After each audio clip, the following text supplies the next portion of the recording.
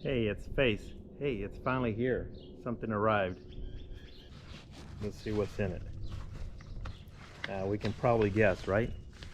I think what's in it is my AirHawk. Let's see, let's open up the package.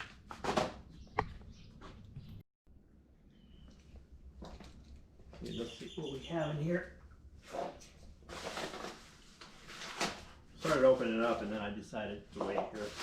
Let everybody see what actually I thought this was going to come in a box. But now, Ziploc bag. Let's see, Ziploc bag. Here it is. Oh, this kind of looks pretty small here. Instructions. What is this? Instructions and some more instructions, or what? How to inflate your lifetime warranty and how to inflate your AirHawk cushion. So it's giving you the directions how to inflate. I think that's how we do it, but boy, it seems kind of small. But I think that's the right dimensions for this Indian on this seat here. So this is kind of like sticky, like it's not gonna slide off or anything. Fabric, it's like a breathable fabric. This is really soft in here. Well, let's see. So I think this is going to be the directions for the how to tie it down, and you'll probably have to remove your seat and take these down through the bottom of your seat to come over, and they just hook on these little flat things here that you put the little, I think this is the way you do it here, as I saw on other channels. And then you just kind of, it'll just clip like this. So we got to remove our seat now. Let's go see how we do that. Let's go remove our seat. How about that? So to remove our seat, I think I got started here already. First thing we're going to have to do is take this panel off here, and it just pops up. It should just pop out. There we go. There you go. Just pops out.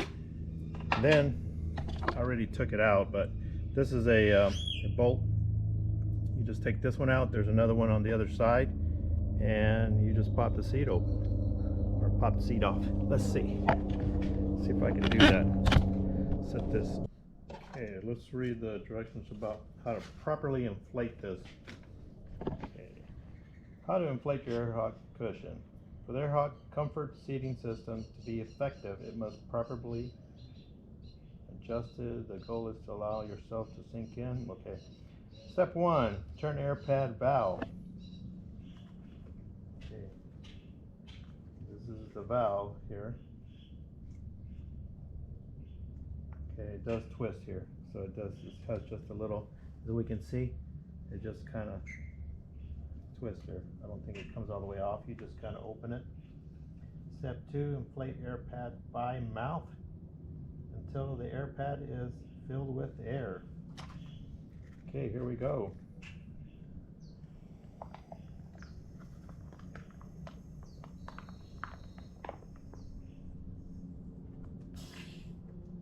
Well, that was pretty easy, right? How about if I leave it out and make sure it doesn't go flat, right?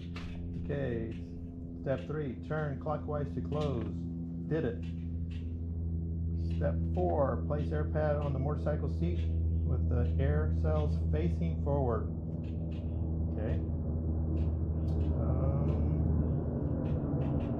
Oh, upward, not forward. Well, actually it's going to go in this way, but it's going to be upward. Sit on the seat in your normal riding position. Place both feet on pegs. Note, proper adjustment can only be done while you are sitting on the AirPad. Adjust air by opening the valve and releasing air until the sink down into AirPad. Ideal inflation is about 1/2 inch. off the seat. Do not inflate. If you can check that, you have not let too little air or too much air out. So if this happens, then you just repeat the process. Let's get going. So then you come to the other side and take this.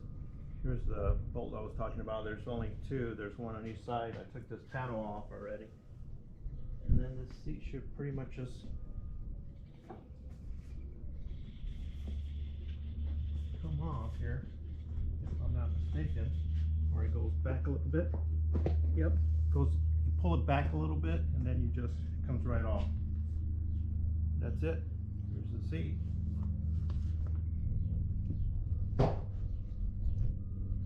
That's what it looks like underneath the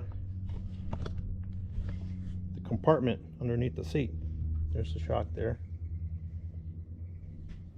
Well, it gives me the opportunity to dust this off a little bit.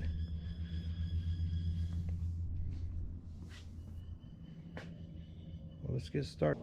Okay, I put the AirHawk seat and I strapped it. Straps are pretty easy, explanatory.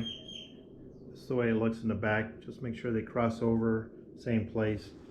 They just hook little hooks there on both sides. Might have to do some adjustments, but it's pretty simple to adjust. Now I just get the seat on, take it off, inflate it, and then play with it. See how that turns out. So let's get going.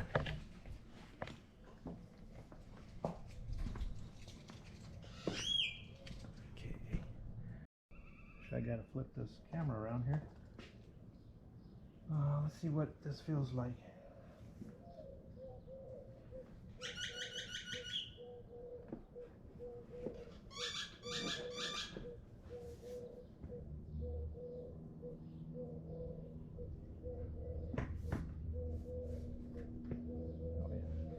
Looks pretty good.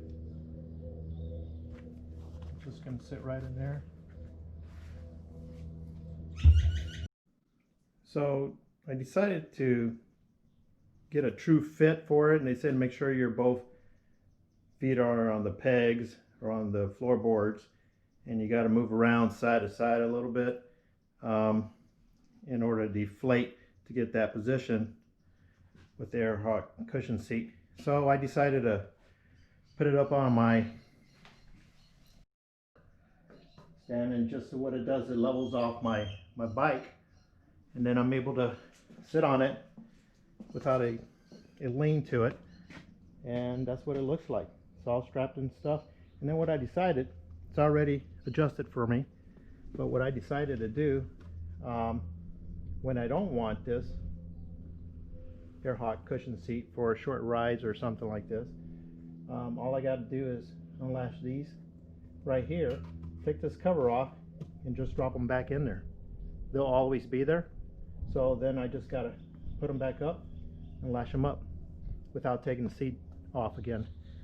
So those who are thinking about putting an AirHawk cushion seat or something and saying, oh, I'm going to have to take the seat off every single time, strap it. No, you can leave the straps on.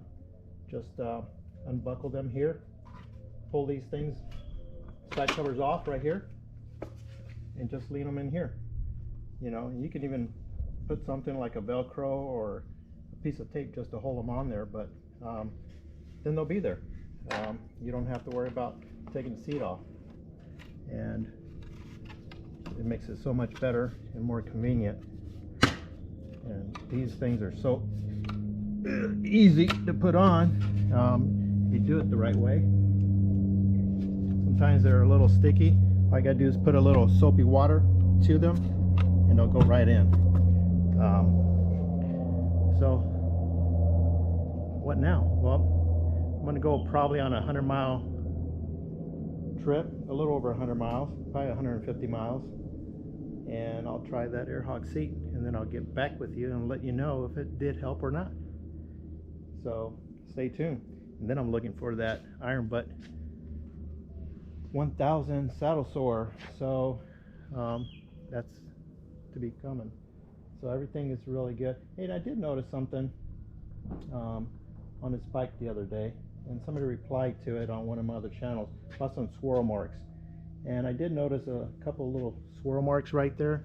I'm not sure if you can really see these swirl marks right here. It's like almost like a scratch. And after I took it in for my 2500 service, I didn't notice them.